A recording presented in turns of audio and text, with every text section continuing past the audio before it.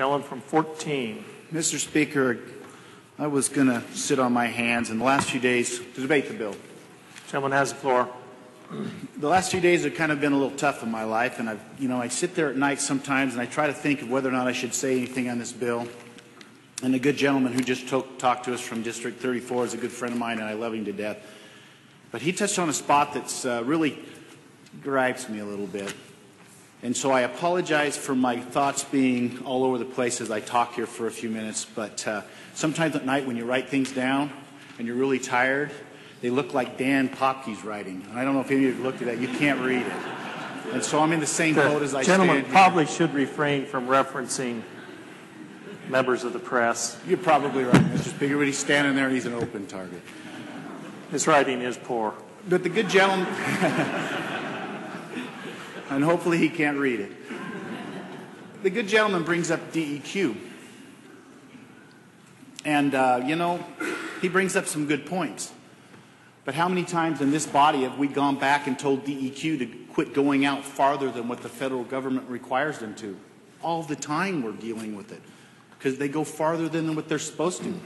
The director of DEQ this year, when he met with the local legislators, talked about primacy and how not necessarily the best thing in the world, because all he does is whatever the EPA tells him he has to do. He's a sock puppet. They tell him, and he does it. Now, it was mentioned that this is a state exchange. How many of you in here believe this is a state exchange? We don't get a look at the rules. We don't get to set what they charge. You will have no say in what they do. You're given a body corporate politic outside of the realms of this building the ability to raise revenue, taxes, fees with no oversight from you. You don't get to look at the rules. Oh, you'll have 3 members of this body on a 19-member committee, I think it is. How in the heck is that state control? I heard, well, we can just come back and change this bill. Not necessarily. You can come back and try, but the governor supports it. So you've got to have 47 votes on the House and the Senate to do any changes. And remember, these are unelected folks you're giving all this power to.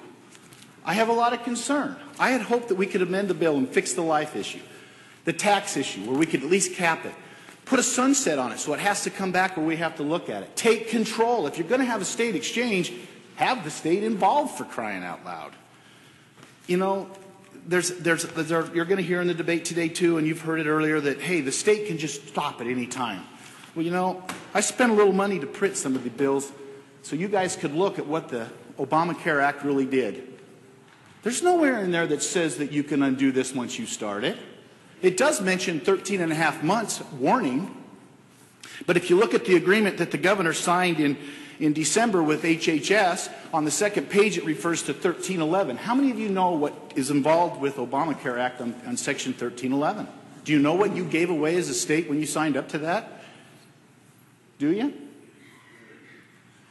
It also talks about some of the many thousands of pages of regulations that are being written. One of them is 155, and that actually talks about whether or not the state can get out or even change the act. We can make a request to change what we put in this plan. How many of you have read the 100-page plan? We can change that, but we have to ask their permission. There's the word again, mother may I. Mother may I change, mother may I have a redo, and they've got up to 90 days to decide whether they're going to let you do it.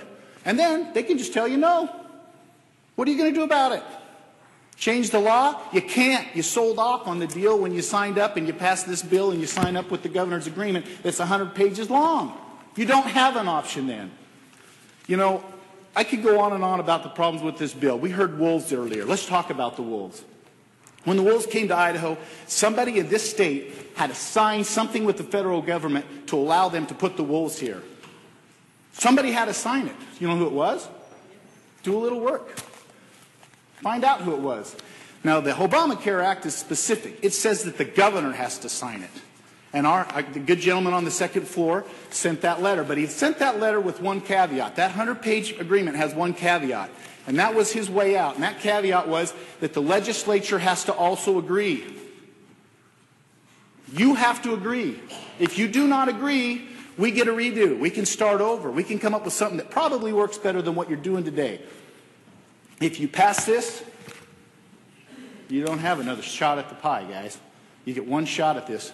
And by the way, you have a whole year to decide this. Did you know that? You could put it off a year. Maybe within a year you'll know what some of those regulations that the federal government is going to shove down your throat really are. Why won't we find out what they are before we sign up? We can drink the Kool-Aid in a year. Maybe it'll be better by then. I struggle. You know, you create what I think the word is God squad. You create this group of individuals that aren't elected. They're not elected and they can tax you. And they set regulations and they set fees and they tell you what you can and can't do. And their oversight is the federal government, the same group you're all afraid of. They're still going to tell them what to do. They are still a sock puppet for the federal government. You know, years ago, maybe I better slow down here a bit. Years ago, I used to work for a outfitter as a hunting guide. Back then, I had a little more hair on my head, and you know, I used to think I was bulletproof. You know, I used to think I could run an elk down. Never could do it, but I came close once. And I worked on a ranch called the Willie Ranch. And the Willie Ranch was homesteaded, I believe, by the second governor of Idaho's brother. And it's in the South Fork of the Salmon Country. And I don't know if you've ever been there. It's really steep country. And that's where the sheep-eater Indians were at. There's an awesome book about the sheep-eater Indian wars and how the cavalry went in to get them, and they came out with no horses. They went in with a bunch, but they came out with none. They didn't catch any Indians either, by the way. But that country is awesome country, and I used to have the opportunity to travel with horses and mule pack strings on some of their old trails.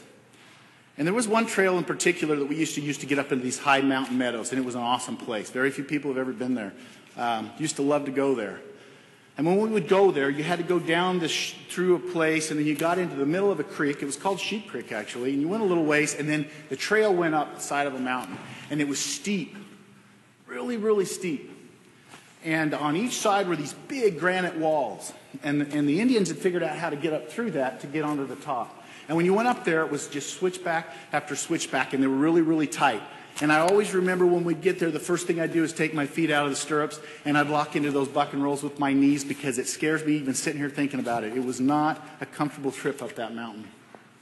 And as you would go, the trees were just like, the tops were here because it was so steep. And you went back and back and back and back and back and back and back. And when you got to the very top, there was a big granite rock, and you went under that big granite rock to an open hillside, and that was where safety was. When you got there, it was a relief. Well, in this